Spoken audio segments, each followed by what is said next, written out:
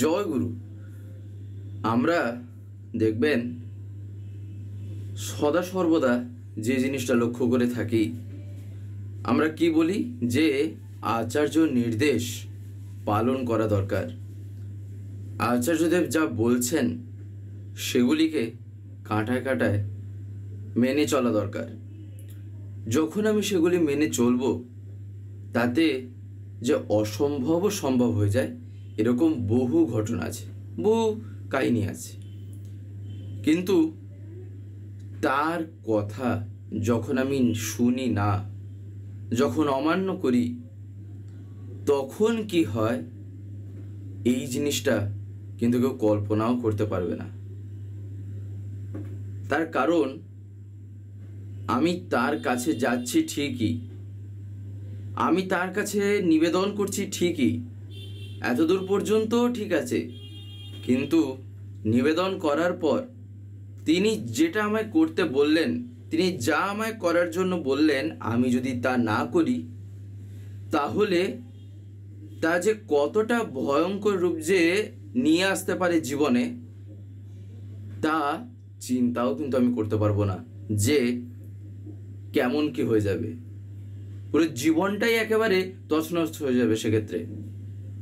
এই কারণেই গভীর বিশ্বাসে তার কথাগুলিকে পালন করা দরকার। এমনকি কি হবে না হবে সেটা কথা না, অন্ততপক্ষে এতটুকু আগে বোধ থাকা চাই, আমি যদি তার কথাটাকে না পালন করি, তাহলে তিনি তো কষ্ট পেলেন, তিনি তো সেক্ষেত্রে ব্যথিত হলেন, তিনি তো দুঃখ পেলেন। আর আমি তার জীবনের ওইটুকু সময়, ওই যে আমি যখন কি নিবেদন করেছিলাম, আর তিনি আমার জন্য সময় বের করে তিনি কথা বলেছিলেন, তিনি সেই যা আমার জন্য মঙ্গল তিনি আমায় বলেছিলেন, আমি সেই সময়টুকুকেও নষ্ট করলাম, যেখানে হয়তো আরেকটা মানুষের জীবন, সে হয়তো তার জীবনের দুঃখের কথা, ব্যথার কথা, বা তার একটা হয়তো কিছু নিবেদন ছিল, সে হয়তো সেই জায়গায় করতে পারত। এই বোধটা কিন্তু আগে থাকা চাই। আর গভীর বিশ্বাসে যে তার কথা পালন করে, সে কিন্তু বিশাল বড় বড় জিনিস থেকে উতরে যেতে পারে। বিশাল বড় বড় জিনিস তার কাছে তখন কিছুই না। একবার ঠিক একই রকম ভাবে এই তার কথা না মানার ফল, এখানে যদিও সেই রকম ভয়ঙ্কর কিছু জীবনে ঘটেনি, তবে এখানে তিনি যে একটা অসন্তুষ্ট হয়েছেন, একটা যে বলতে পারেন তিনি সেই আচরণটায় যে খুশি হননি, সেই জিনিসটা একবার ঘটেছিল। তাও হচ্ছিল এই বলতে পারেন বেশি দিনকার কথা না, এই বছরেরই একটা ঘটনা। তখন বলতে পারেন সময় হলো কিছুটা বেলার দিকে। পরম পূজ্যপাদ শ্রী আচার্যদেব তিনি প্রতিদিন যেখানে বসেন, তিনি সেখানেই তখন বসেছেন। অনেকেই যারা যারা আসছেন নিবেদন করার জন্য, যারা সামনে বসে আছেন, যারা তার এদিক ওদিক বসে আছেন, এপাশে ওপাশে, তো সেখানে তখন একটা ঘটনা ঘটে। সেই যে নিবেদন যে চলছিল, আমি তখন সেখানেই ছিলাম, যার ফলে আমি যেটা দেখেছি আমি আপনাদের সেটাই বলার চেষ্টা করছি, যে তিনি যে কথাটা যে অসন্তুষ্ট হন, আর তার অসন্তুষ্টি মানে বলতে পারেন এর চাইতে বড় ব্যথা বা এর চাইতে এমন নিকৃষ্টতম কোনো কাজ জীবনে যে করেছি বলে আর কিছু ইয়ে থাকে না, তার কারণ আমি তার মনে দুঃখ দিয়েছি। তখন আচার্যদেব যে বসে আছেন, সেই সময় কয়েকজন দাদারা একটা জায়গা থেকে তারা এসছেন। এবারে তারা এসে কিছু কথা নিবেদন করেন। এবারে তারা যে নিবেদন করেন, তাদের ওখানকার বলতে পারেন এক উপাসনা কেন্দ্র, কি বলতে পারেন ঠাকুরের ওই রকম একটা কিছু কেন্দ্র আর কি সেখানে আছে, তারা সেখান থেকে এসেছেন। এবারে এসে তারা বিভিন্ন কথা নিবেদন করছেন। সেই সময় আচার্যদেব তাদের প্রত্যেকটা কথাকে শোনেন।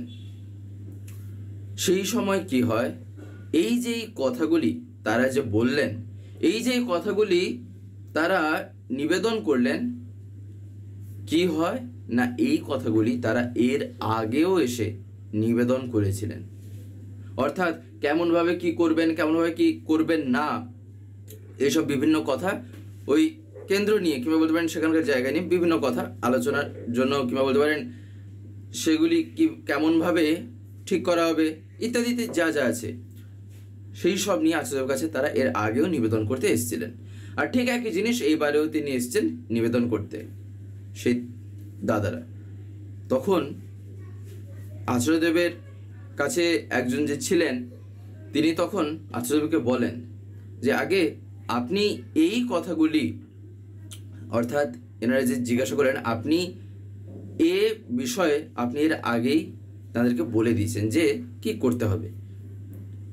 তখন আচার্যদেব একটা বলতে পারেন অসন্তুষ্টির যে একটা ভাব যে লক্ষ্য করা যায়, তখন ঠিক সেই জিনিসটা তার মধ্যে দেখা যাচ্ছে। আমি সেই মুহূর্তে তখন আচার্যদেবের কাছেই সেইখানে তখন আমি বসে আছি, তখন আমি আচার্যদেব শরীরের দিকে লক্ষ্য যেটা করছি, বিশেষত তার বলতে পারেন পায়ের দিকটা যদি আমরা একটু লক্ষ্য করে থাকি, তিনি দেখবেন যেমনভাবে বসেন মাঝে মাঝে, তার পায়ের দিকটা ঠিক তিনি যখন একটু বলতে পারেন আমরা যেমন অনেকক্ষণ যখন ধরেন পাটাকে ভাঁজ করে বসে থাকি, তারপরে একটা পাটাকে একটুখানি বলতে পারেন বাম দিকে কিংবা ডান দিকে করে তো বসি, যাতে এই হাঁটুগুলোয় কিংবা ইয়েতে যাতে একটু আরাম লাগে, যাতে ব্যথাটা না হয়। তাই আচার্যদেব সেই সময় সেই রকম ইয়েতে বসেছিলেন। তখন তার পাটা আমার দিকে ছিল, আমি তার পায়ের দিকে তখন আমার চোখটা পড়ে গেছে। তখন আমি তার পায়ের দিকে দেখছি, হঠাৎ করে আস্তে আস্তে তার শরীরের রংটা তার পায়ের থেকে শুরু করে হালকা হালকা লাল হচ্ছে। কেন হচ্ছে, কি কারণ হচ্ছে তো তার আগে তো বুঝতে পারিনি। তখন আচার্যদেব সেই দাদাদের দিকে তাকিয়ে এত জোর একটা বলতে পারেন ধমক দেন, মনে হচ্ছে সেই চত্বরে যারা ছিল মানুষের কথা তো দূরের থাক, একটা বলতে পারেন প্রাণী, সে কুকুর, বিড়াল, পাখি, এমনকি গাড়ি ঘোড়ার আওয়াজ পর্যন্ত সব কিছু না স্তব্ধ হয়ে গেছে, পুরো সাইলেন্ট, অথচ বেলার সময়। সেই সময় আচার্যদেব তাদেরকে বলছেন ঠিক এই রকম ভাবে কিছুটা আচার্যদেব কিন্তু বলেছিলেন, তা হচ্ছিল আপনারা কি এখানে ইয়ার্কি করার জন্য এসছেন? আপনারা কি এই জায়গাতে এইখানটায় সময় নষ্ট করার জন্য এসছেন? এই বিষয়ে যা বলার তো আমি আগেই বলে দিয়েছি, একটা কথাকে কতবার জিজ্ঞাসা করতে হয়?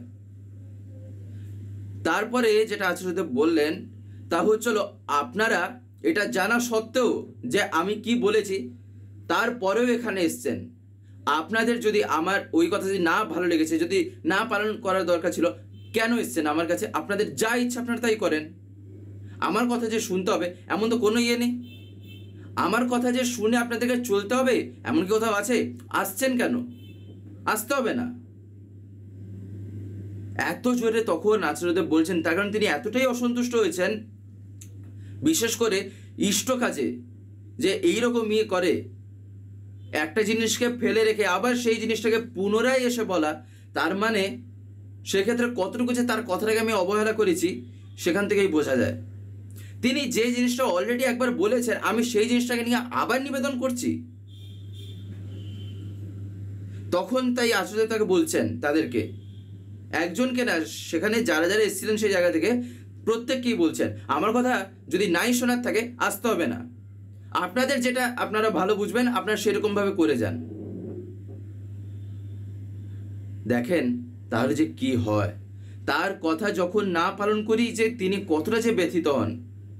আর এই যে তিনি এত জোর যে একটা ধমক দিয়ে বললেন, তখন তাদের অর্থাৎ যাদেরকে আচার্যদেব বলছেন তাদের শরীরে যে একটা বলতে পারেন ভয় যে কাজ করছে, তাদের চোখ মুখ দেখে বোঝা যাচ্ছিল। তার কারণ তারা তখন নিজেরা বুঝতে পারছেন যে তারা কত বড় যে একটা জিনিস ভুল করে বসেছেন। তখন আচার্যদেব সেই সময় যে বলছিলেন, তার শরীরের সেই মুহূর্তে যে বলতে পারেন একটা বর্ণ, শরীরের যে তখন বর্ণটা সম্পূর্ণ আলাদা হয়ে গেছিল। কিন্তু লীলা দেখেন কাকে বলে। ঠিক পর মুহূর্তেই আরেকটা যখন নিবেদন হয়, তিনি কিন্তু স্বাভাবিকভাবেই কথা বলেন, তার সাথে কিন্তু তিনি আবার হেসেই কথা বলেন, ঠিক তারপরে যে নিবেদনটা যিনি করেছিলেন। একেই বলে কিন্তু বাস্তবে তিনি কিভাবে যে তার ক্রোধটাকেও পর্যন্ত তার আয়ত্তে তিনি রেখেছেন। এই কারণেই তো শ্রী বরদা একবার একটা কথা বলেছিলেন, তা হচ্ছিল রাগ দেখাতে হয়, রাগ করতে নেই, তাই না?